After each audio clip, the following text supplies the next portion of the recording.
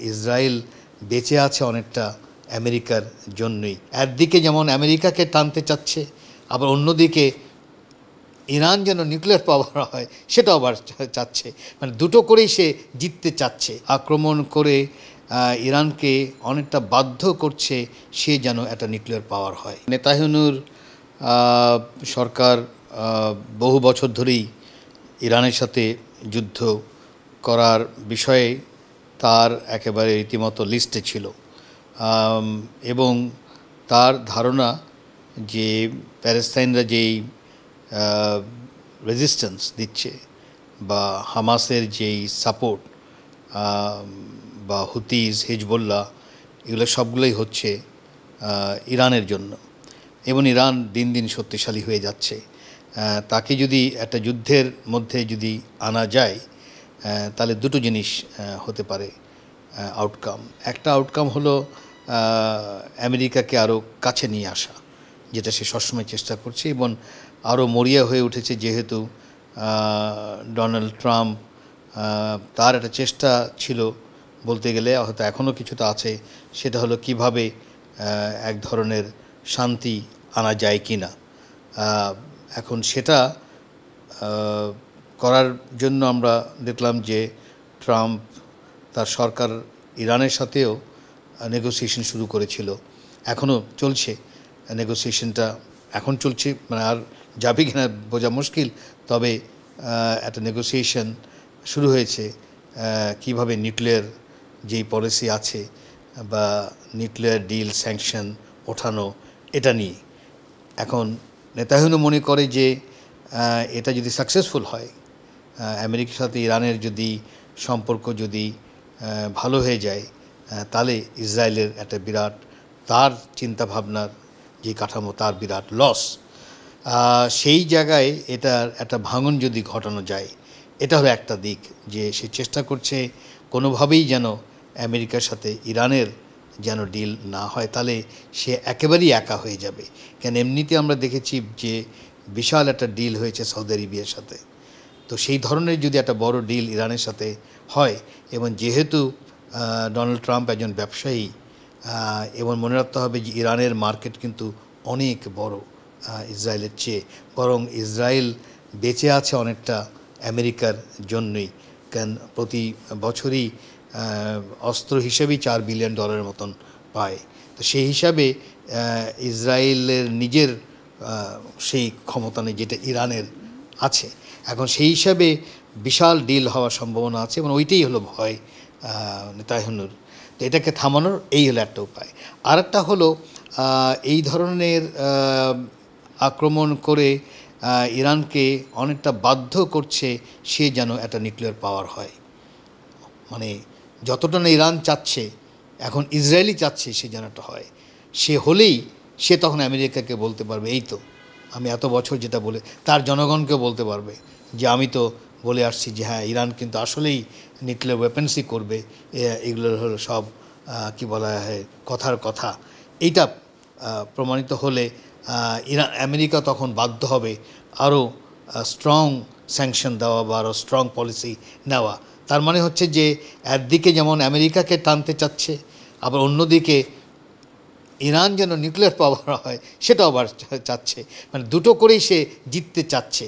এখন এই পলিসি টিকবে কিনা, এই পলিসির আমেরিকার জনগণ কতখানি মেনে নেবে, ইসরায়েলের জনগণ কতখানি মেনে নেবে, কারণ এটা তো অনেকটা রীতিমতো এমন একটা পলিসি যেটা বলা হয় আছে না, দুষ্ট লোকরেই চিন্তা করতে পারে যে আমি এমন একটা কিছু করলাম, মানে ক্ষতি করে আমি লাভ করছি, তাই না? এই অন্যের ক্ষতি করে লাভ করার যে বিষয়টা, এটা তো মানে লং টার্মে ভালো হওয়ার কথা না। তো এখন আমাদের দেখতে হবে যে ইসরায়েলের জনগণ কীভাবে দেখছে, কারণ এমনিতেই নেতানিয়াহুর সাপোর্ট বেস কিন্তু কমে গেছে ইসরায়েলের ভিতরেই। তারপরে আমেরিকার জনগণ কী করছে, আর একটা বড়ো আকারে ইউরোপের মধ্যে একটা বড় পরিবর্তন আসছে, বিশেষ করে জনগণের মধ্যে, এবং একটা দুটো রাষ্ট্র আবার পরিবর্তনও করছে, তারা দুই রাষ্ট্র মেনেও নিচ্ছে, সেখানে কিন্তু একটা পরিবর্তন হচ্ছে যেহেতু জনগণের একটা বিরাট প্রেশার পড়ছে সেই সব দেশের সরকারের উপর। তো সেখানে আমাদের এখন দেখা দরকার যে ইউরোপের জনগণ আরও বড় আকারে এই নেতানিয়াহুর এই পলিসি মেনে নেবে কিনা, এক। দুই, ইসরায়েলের জনগণ নেবে কিনা, আরও বড় যেটা সেটা হলো আমেরিকার জনগণ এটাকে মানবে কিনা, এই তিনটার উপরে আমাদের নির্ভর করতে হবে যদি সেখানে একটা পরিবর্তন যদি আসে শান্তির দিকে। এটা স্থায়ী হলে আমি মনে করি ইউরোপ আমেরিকার ক্ষতি আরও বিশাল হবে। এমনিতেই ইউক্রেনের যুদ্ধে কিন্তু ইউরোপ অনেকটা ভেঙে পড়ার অবস্থায় চলে গেছে। আমরা প্রতিদিনই দেখি যে বিশাল বিশাল মিছিল কিন্তু সেখানে যাচ্ছে, মানুষ প্রতিরোধ করছে, প্রতিবাদ করছে ইত্যাদি। তো সেই জায়গায় আমাদেরও ক্ষতি হবে, কোনো সন্দেহ নেই, কারণ সাপ্লাই চেনের ক্ষতি হবে, তেলের দাম ওঠানামা করবে, আমাদের যারা মিডল ইস্টে কাজ করে তারাও ক্ষতিগ্রস্ত হবে। ইরানে কিন্তু মনে রাখতে হবে যে আমাদের বাংলাদেশি ওখানে আছে একটা কমিউনিটি, তাদেরও ক্ষতি হবে। তো সেই হিসাবে যুদ্ধ হলে তো সবারই ক্ষতি হবে, সেখানে আমাদেরও ক্ষতি হবে। কিন্তু আমি মনে করি যে ইউরোপ হজম করতে পারবে না বড় একটা যুদ্ধ। আমেরিকাও অবস্থা নেই বড় একটা যুদ্ধ হজম করা, যেখানে আমেরিকা নিজে জড়িত হয়ে যাবে। যার জন্য আমেরিকার চেষ্টা থাকবে সে কোনোভাবেই যেন নিজে জড়িত না হয়, ইসরায়েলের মাধ্যমে যতটুকু করা যাচ্ছে ইত্যাদি। তো এখন আমাদের দেখা দরকার যে কতখানি প্রেশার নিতে পারে এই যেই পাল্টা আক্রমণ হলো ইরানের, সেটা ইসরায়েল কতখানি নিতে পারে। এর আবার পাল্টা আক্রমণ হবে কিনা সেটাও দেখার বিষয়। তবে কোনো সন্দেহ নেই বড় যুদ্ধ হলে পুরো বিশ্বের ক্ষতি হবে, কিন্তু আমি মনে করি বড় আকারে ইউরোপ আর আমেরিকা যেই ধসটা নেমেছে সেটা আরও ত্বরান্বিত হবে। আমাদের একটা তো অলরেডি আমরা দেখেছি, পররাষ্ট্র মন্ত্রণালয় স্টেটমেন্ট দিয়েছে যে আমরা শান্তি চাচ্ছি, এবং তারা কনডেম করেছে যে ইসরায়েল এই ধরনের কীভাবে একটা আক্রমণ করে অন্য একটা দেশে, সেটা কনডেম করেছে। কিন্তু আমাদের কাঠামো আমরা ওই তৈরি করতে পারিনি যে একটা নেগোসিয়েশনে যাওয়া, যেটা আমরা দেখছি দোহা তৈরি করতে পেরেছে, আমরা টার্কি তৈরি করতে পেরেছে। ওই পর্যায়ে আমাদের যাওয়ার যথেষ্ট সম্ভাবনা ছিল, এখনও আছে।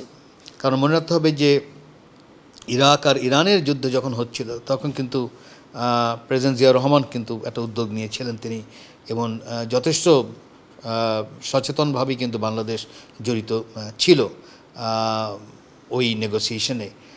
আমরা ওই পর্যায়ে যেতে পারি, কিন্তু আমাদের কিন্তু যেই কাঠামোটা আছে, যেহেতু আমরা কোনো দিকে ঝুঁকে নেই, কিন্তু এই জায়গায় আমার মনে হয় না সম্ভব আছে, যেহেতু প্রথমত আমরা ইসরায়েলকে মেনেই নেই না, কারণ আমরা সবসময় প্যালেস্তাইনের সাথে আছি।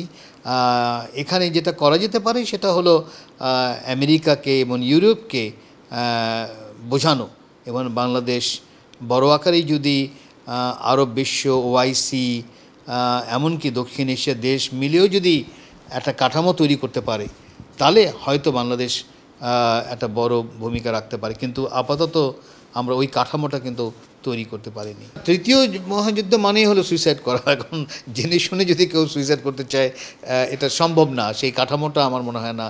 মনে রাখতে হবে যে হ্যাঁ, যুদ্ধ হচ্ছে, যখনই যুদ্ধ হয় তখনই তৃতীয় বিশ্বের যুদ্ধ কথা বলা হয়। ছোটোখাটো যুদ্ধ কিন্তু হচ্ছেই। দ্বিতীয় মহাযুদ্ধের পরে যুদ্ধ থেমে নেই, মানে মানুষ ভিয়েতনামের যুদ্ধ ভুলে গেছে, বা আমাদের ৭১-এর কথাও অনেকে হয়তো ভুলে গেছে, কিন্তু মনে রাখতে হবে যে যুদ্ধ কিন্তু সবসময় ছিল। ইরাকে একটা বিশাল যুদ্ধ হয়েছে, কুয়েতে যুদ্ধ হয়েছে, সার্বিয়াতে যুদ্ধ হয়েছে, তাই না? যুদ্ধ কিন্তু সবসময় হচ্ছে, এখনও আছে।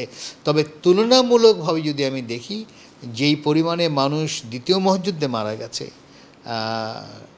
যেটাকে বলা হয় ৬ বছরে ৬৬, মানে 66 মিলিয়ন লোক মারা গেছে, তার মানে প্রতি বছর 11 মিলিয়ন মারা গেছে, ওই পর্যায়ে আমরা এখন পর্যন্ত নেই। কিন্তু তৃতীয় মহাযুদ্ধ তো মানে এটা তো মানে একটা পৃথিবী ধ্বংস হয়ে যাওয়া। তো সেই জায়গায় আমার মনে হয় না যথেষ্ট মানুষ আছে, কারণ কারো অত স্টেক নেই।